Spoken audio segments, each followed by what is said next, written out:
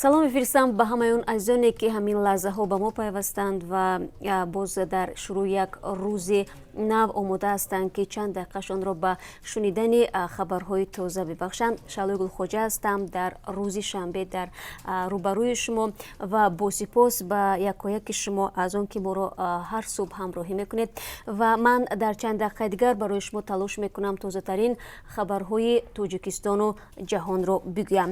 Ва оғоз мекунам аз он ки парлумони Тоҷикистон дар як тарҳи нав пешниҳод кардааст ки барои таҳсили динии ғайриқонунӣ дар кишварҳои исломӣ волидони муассилин муҷозот карда шаванд.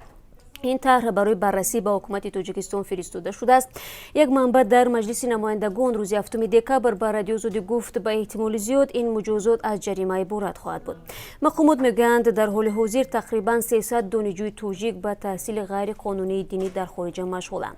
در 8 سال اخیر به گفته آنها 3,500 دانشجو از کشورهای اسلامی به وطن آورده شدند. بر اساس طرح نوی تغییرات با قانون مسئولیت پدر و مادر، والدان باید پیش از فرستادن فرزندها به تحصیل دینی به خارج از کشور مقامات داخلدار و رضایت خطی بگیرند. آنها اجازه ندهند که فرزندان به اجازه رسمی در مدرسه و دانشکده‌های اسلامی خارجی کشور بخوانند. اگر این مقررات نقض شود، طبق قانونگذاری مأموری والدان جزا میگیرند، گفت یک همصحبت ما در مجلس نمایندگان. این منبع افزود کسانی هم که با اجازه رسمی برای تحصیل دینی میروند زیر نظارت مقامات خواهند بود. در پارلمان به رادیو آزادی گفتند که طرح نو تنها تحصیل غیر قانونی دینی را در نظر دارد و والدان برای تحصیل فرزندانشان در رشته‌های دنیوی مجازات نخواهند شد. معرکه برگرداندن جوانان توجیک از مؤسسه‌های دینی خارجی تقریبا طوری هم گفتم 8 سال پیش آغاز شد. تا این زمان مقامات از راه‌های گوناگون برای برگرداندن جوانان از جمله فشار به پدر و مادر آنها کار گرفتند. در بعضی مجلس‌های حکومت‌های محلی از نزدیکان چنین دانشجوها رسما طلب شده است که فرزندانشان را برگردانند. افشین مقیم سخنگوی کمیته دین میگوید که در گذشته بیش از 3,000 جوانان توجیک اساساً در مدرسه‌های دینی یمن، سوریه، مصر، پاکستان، افغانستان و عراق و ایران تحصیل داشتند. او گفت نگرانی اساسی مقامات از سرنوشت جوانان توجیک است که مبادا به دام گروه‌های تندرو نیفتند. قبلا در تاجیکستان تقریبا 20 مدرسه ثبت نام شده بود. سالهای اخیر همه آنها بسته شده. تنها یک دانشکده اسلامی باقی مانده است که به تعلیم روحانیان آینده مشغول خواهد بود. مقامات توجیک به آموزش قضیه قتل وحشیانه یک مهاجر توجیک در ولایت ولگاگراد روسیه شروع کردند. مسئولین سفارت تاجیکستان در روسیه میگویند کارمندان سفارت با مقامات روسیه همکاری دارند و با ارسال یک درخواست رسمی از آنها خواستند تا قضیه را روشن کنند. حادثه به هلاکت رساندن و سپس بریدن سر مهاجر توجیک در ناحیه لنینی ولایت ولگاگراد روسیه روز 4 دکبر رخ داد. در این حادثه یک ازبک تبار روسیه گمانبر دانسته می شود. هرچند مسئولین سفارت تاجیکستان درباره حادثه رسما جزئیات ندادند، اما جمعیت تاجیکان ولایت ولگاگراد میگویند مهاجر کشته شده توجیک سعیدجان خلیروفی 51 ساله میباشد. قبلا سامانه نوستی ولگاگراد رو خبر داد که کشتار بیرحمانه صبح روز 5 دکبر در دهه بختیاروفکای ناحیه لنی ولایت ولگاگراد روسیه در یک کارخانه چرب پروری رخ داده است. بعد مناقشه شهروند 36 ساله ازبکستان با کرد به مرد 51 ساله تاجیکستانی حمله کرده است. گمانبر بعد صادر کردن جنایت تلاش نموده است که ایزی جنایت را پاک کند. سری همکارش را بریده و آن را در تفتان پرتافته است. باقی مانده جسد را در گلیم پیچانیده در داخل علف پنهان میکند. خبر دادند مقامات ولگاگراد.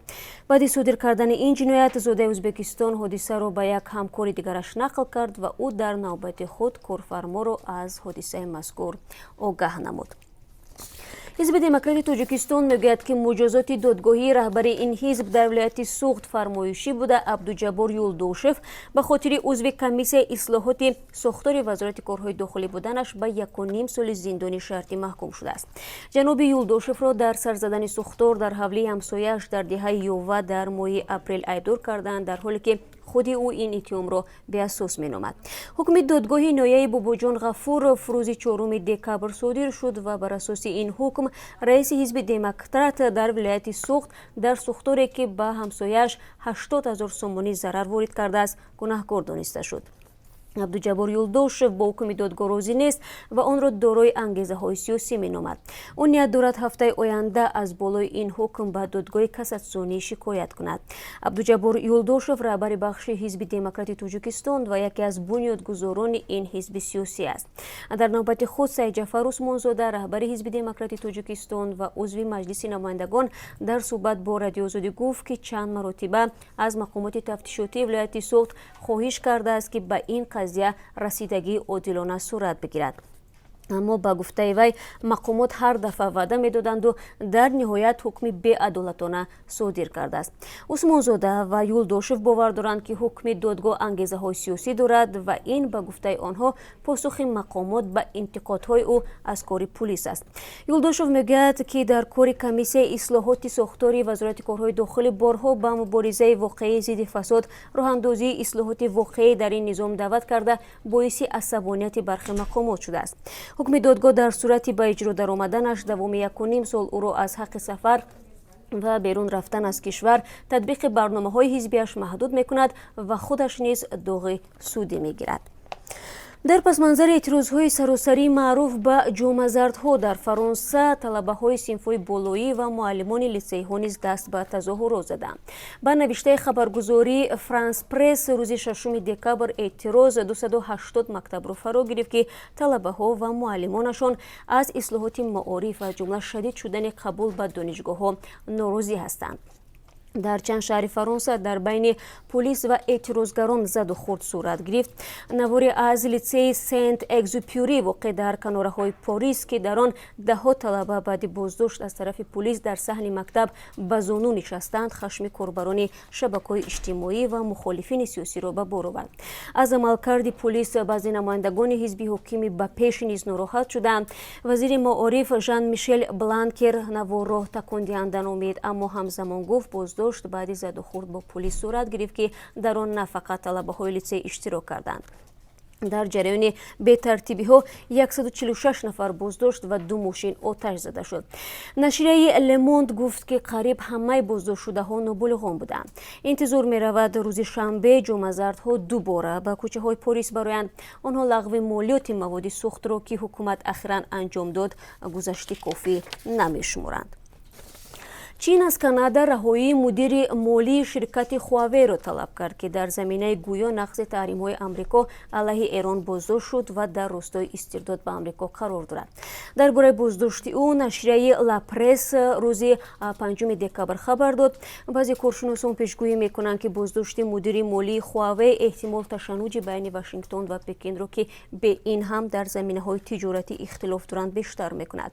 من معاون رهبر شورای هواوی و دختر بنیادگذار این شرکت رین جنفی است که مهندس نظامی چین بود. هواوی بزرگترین تامین کننده تجهیزات است که شرکت‌های تلفنی و اینترنتی استفاده می‌کنند.